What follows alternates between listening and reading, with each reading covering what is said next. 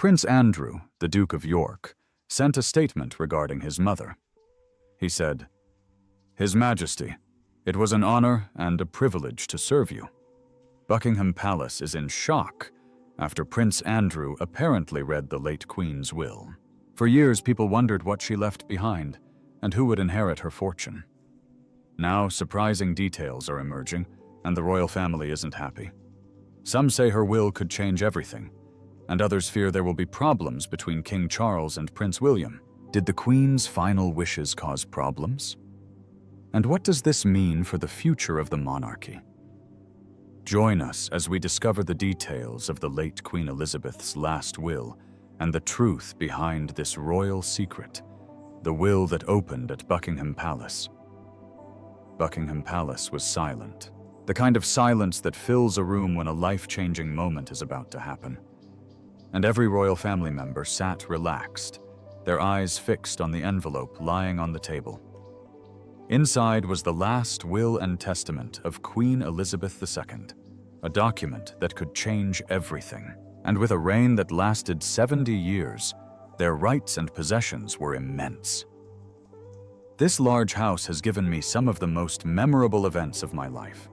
But it wasn't just about money. It was about legend, power, and the future of the monarchy. Now everything was up for grabs. And of all people, Prince Andrew was at the center of it. He was the one who opened the will and read it aloud. It's not a good time to talk about everything. Nevertheless, this decision surprised many. Shouldn't King Charles be the one to do it? Or perhaps Princess Anne? Because of her unusual duty, my experience and ability to visit are worth what has been achieved. Stay tuned to find out. Prince Andrew stood at the center, holding the closed envelope in which his mother delivered her final words. He wasn't the person one would have expected, yet here he was. The room was so quiet that even the sound of his breathing was loud. He looked around, saw the preparation in everyone's eyes. Charles sat stiffly with his hands clasped together. Anne was calm, but the brief movement of his fingers tapping against the armrest unnerved her. William and Kate sat close together, their faces unreadable. Harry was there too, but his words were harder to read. When you do it for other family members, it becomes a moment of trust. Andrew took a deep breath, knowing there was no turning back.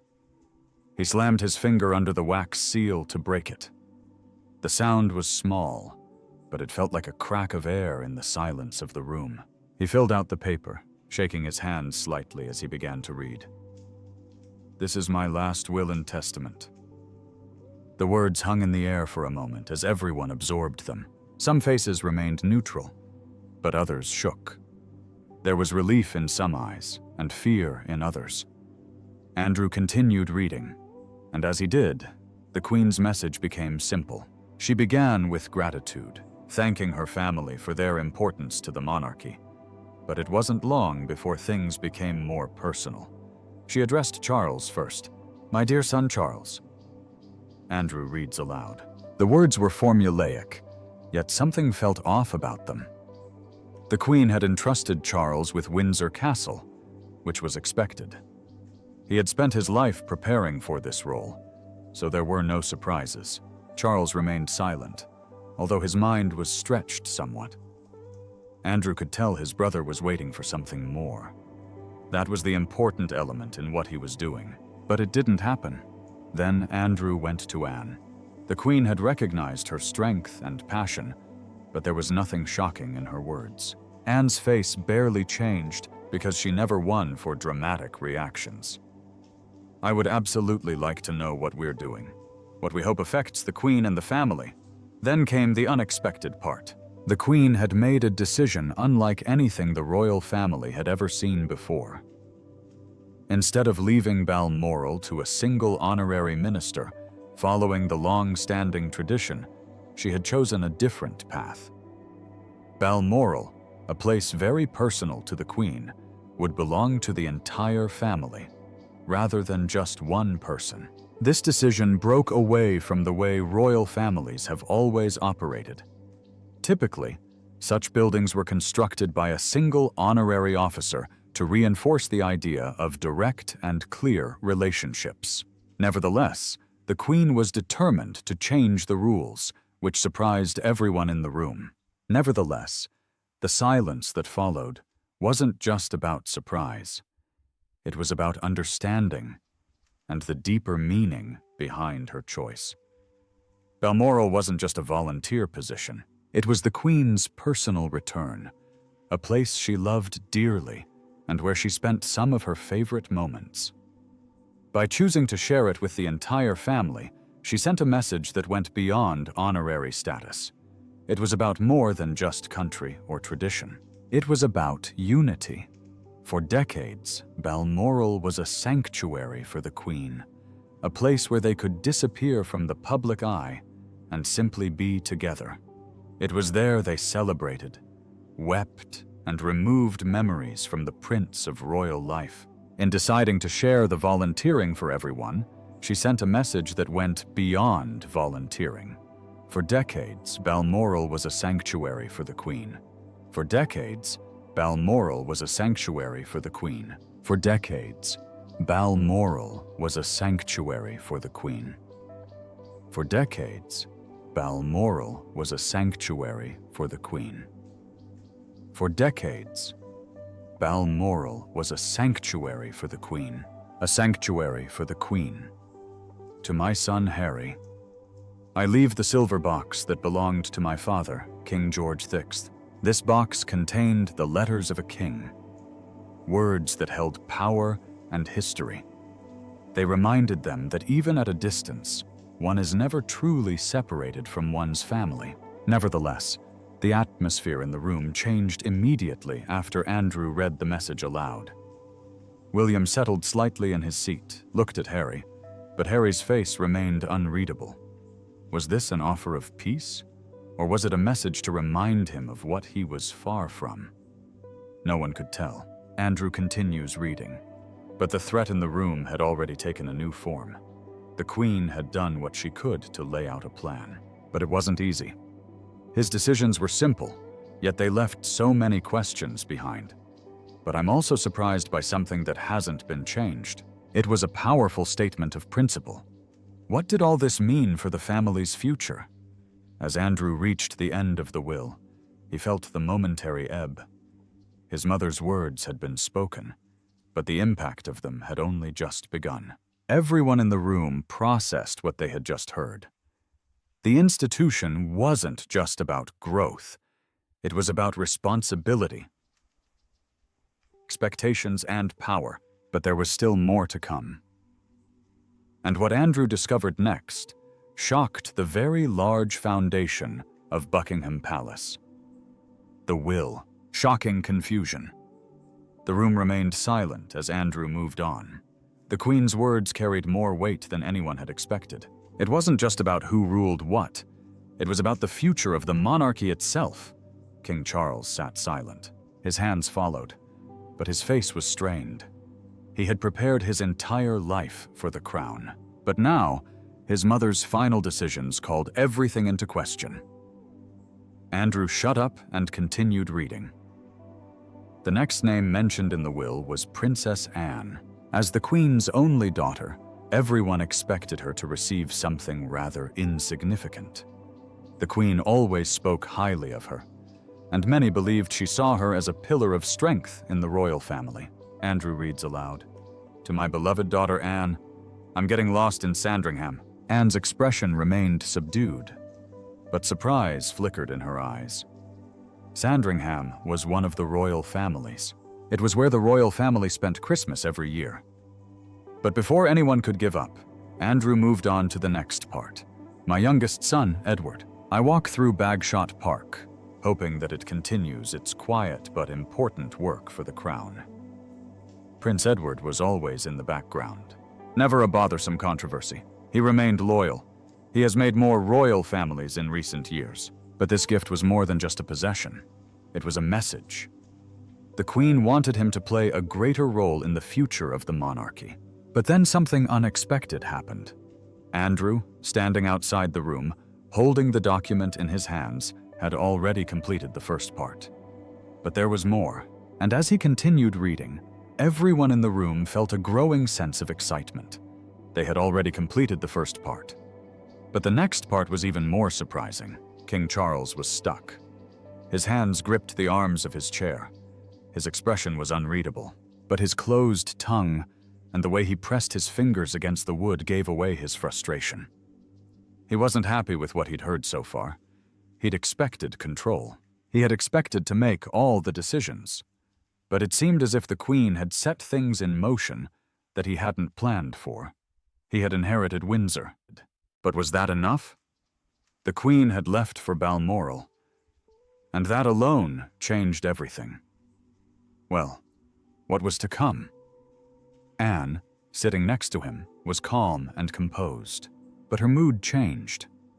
But it was surprising to notice how people, the word they always used here, she wasn't someone who showed much emotion, but she was surprised when she was assigned to Sandringham. She had spent her entire life serving the royal family, yet she had never expected something so important. It wasn't just a hearing, it was a cue and a responsibility. William, who sat next to Catherine, had a neutral expression, but his eyes were sharp. He tried to litigate everything, but he also knew that it wasn't just about him. It was also about the future of his children. He looked at Catherine, and she remained silent. She absorbed every word, knowing that what followed would shape her family's destiny. Andrew took a deep breath and turned the page. Then he reads the next part, and it was about Harry again.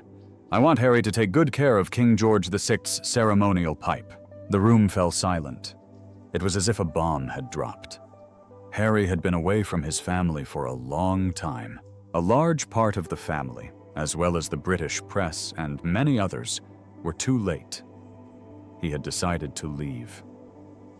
And here he was, still invited. The ceremonial pipe was not an ordinary object. It was not merely a decoration.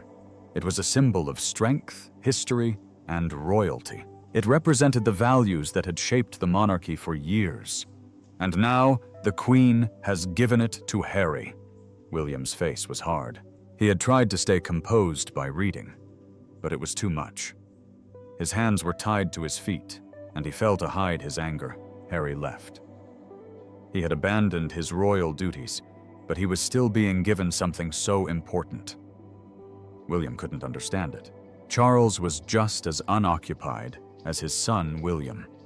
Their usual composed relationship was fragile. The pipe was a sign of trust, a recognition of duty. But Harry had turned his back on this duty. Wasn't giving him the silver box enough? Why would the Queen give him something so important? Anne, however, remained silent. She had seen many conflicts in the family over the years, and she knew better than to react. But even she couldn't negate the values of this decision. The pipe was more than just a gift. It was a message, and Andrew didn't linger on his whistle for too long as he continued reading, oblivious to the shouts in the room. To my great-grandparents, Prince George and Princess Charlotte, I bequeath not only our family treasures, but also the scholarship I have achieved over the years. Catherine took a deep breath. She had been waiting for this moment. She knew the Queen was always proud of George and Charlotte. But it wasn't just about gifts. It was also about a past business. The Queen didn't just leave them material things. She left them science, evidence, and expectations. She made it clear that they had a role to play in the future of the monarchy. This was bigger than titles or villages. It was about educating the next generation. William also felt the value of this. He was surprised by his past dealings with William and Harry. He didn't just raise his children. He prepared them for something much bigger. The survival of the monarchy depended on them, and the Queen had made sure they understood that. Andrew turned the page. For my great son, Prince Louis, I wrote a letter on his hand. A letter from which you learn, a letter from which you grow. It was a simple letter, yet it had so much meaning. Louis was still young, but the Queen had also thought about it. She knew that one day he would have questions. One day he would need proof, and she had left something for him. Catherine felt a sigh in her chest. The Queen was always thoughtful, but this letter was personal. It was something Louis would hold in his hands one day. He knew his grandmother had written it for him.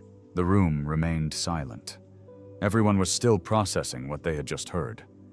But Andrew wasn't finished. Andrew looked around the room before turning the last page. There was one last thing.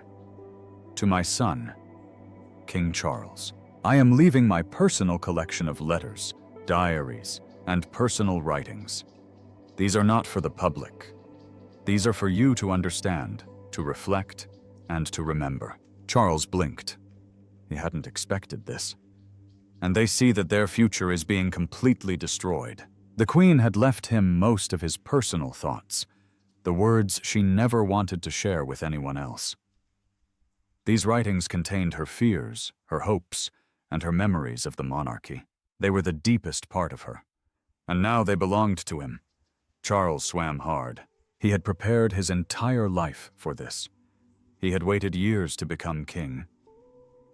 But now, as he reflected on these words, he noticed something. His mother always knew more than she began. She guided him, shaped him, prepared him for this moment. And now, even in her intention, she was still guiding him.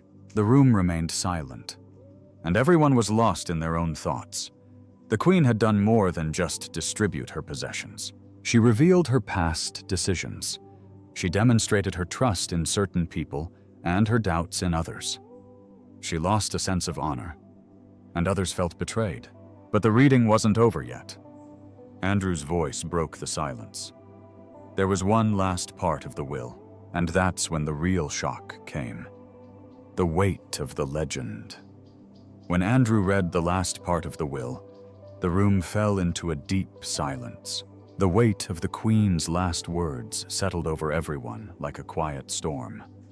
Impossible to ignore. The air was heavy, not only with pain, but also with the realization of what had just been said. These weren't just formalities or routine legislative proposals.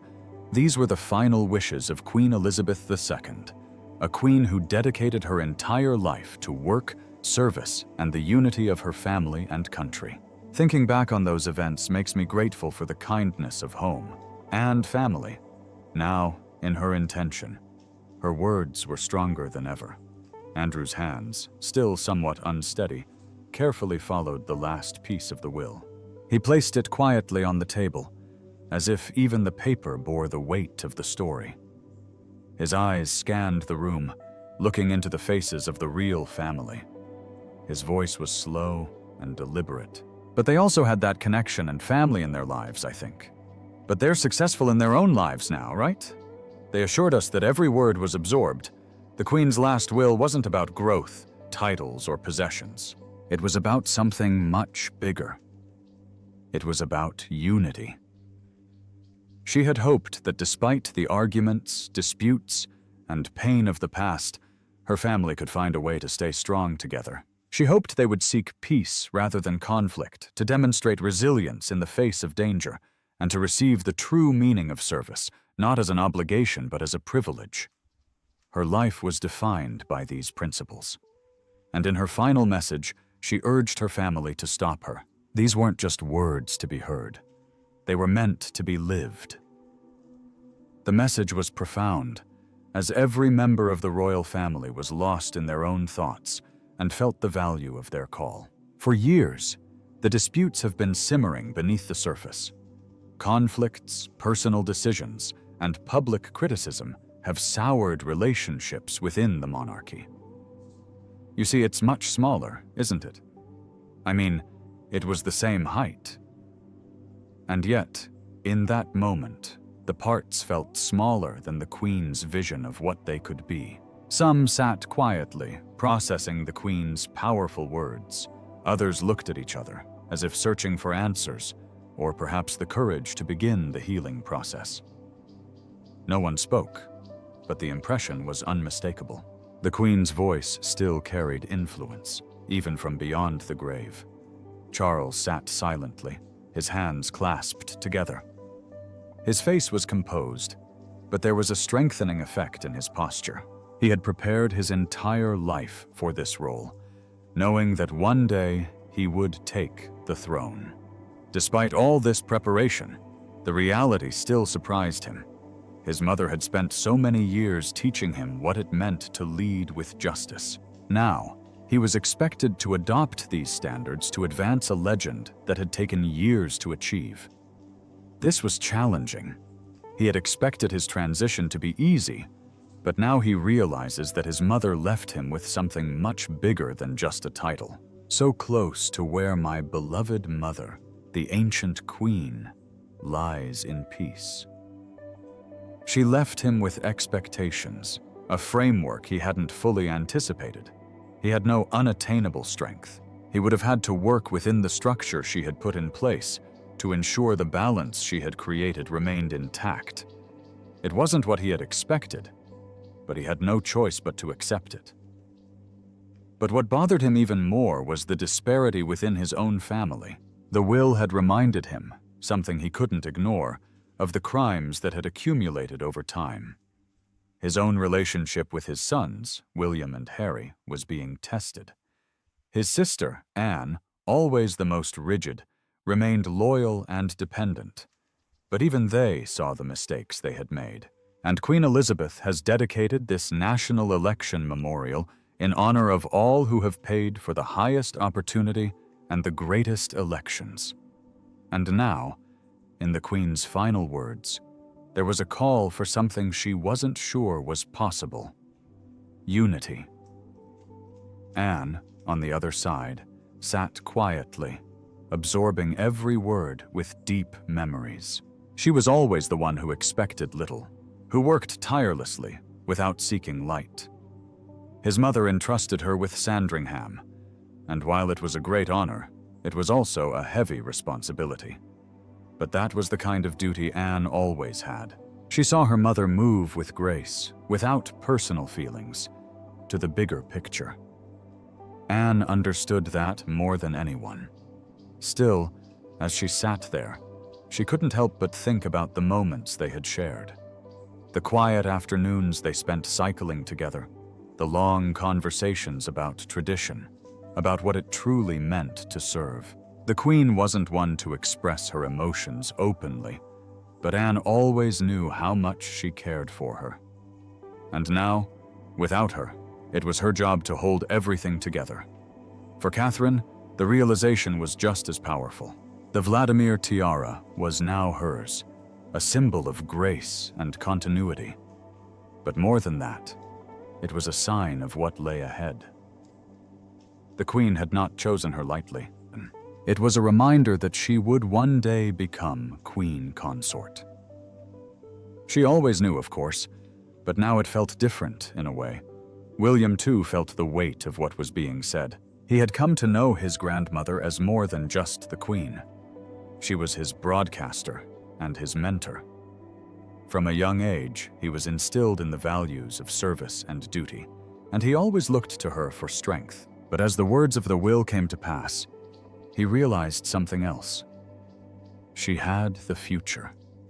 She had understood that times were changing, and she had left them with the responsibility to manage what followed. And then there was Harry, mentioned twice, even though he was expelled from the monarchy.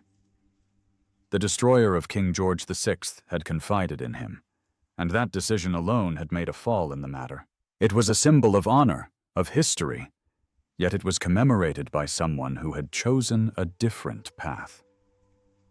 Harry had spoken of leaving the monarchy for a lifetime, but his grandmother had mentioned him in her final wishes. That said a lot. For William, it was frustrating. He had trusted him and had done everything expected of him. Yet it felt like Harry was still there. For Charles, it was another reminder of the complications within his family. For Anne, it was simply another moment of reminder that no matter how many things changed, family bonds would always be there, steeped in their history, and for some, it felt undeserved. He had a path, a different life, and yet the Queen still recognized him. It reminded them that no matter how far away they were, he was still a part of history. The younger generation had also played a part. Prince George and Princess Charlotte were now wives to more than just titles. They were inheriting their grandmother's values and lessons, a responsibility that would shape their future, and even little Louis was involved. Despite this, as the reality of the will was set, the atmosphere in the room remained relaxed. There were no arguments, no spoken words, but the emotions were clear. Some were thought, others unoccupied. The future was now in their hands, and there was no clear path forward. And in the end, even those who weren't directly involved in the inheritances understood the message. The Queen had more behind her as the family slowly sealed itself away, both lost in their own thoughts. One thing was clear. The Queen's will wasn't just about her possessions. It was about ensuring that her life wouldn't end with her. And the memory of their strong, unbreakable bonds was both a comfort and a challenge. Connections of blood, duty, and history brought them here. But these bonds could only survive if they were bound with understanding, apology, and common purpose. The choice was now theirs. In the end, Queen Elizabeth II's final words were not just a promise, but a call to action. And once the room was quiet, each member of the royal family had to ask themselves if they were ready to answer. Would they take different paths to the past, or would they honor their wishes and find a way forward together? Share your thoughts in the comments below. If you enjoyed watching this video, please like, share, and subscribe to our channel to see more. Also, click on the next video that appears on your screen, and you will enjoy it.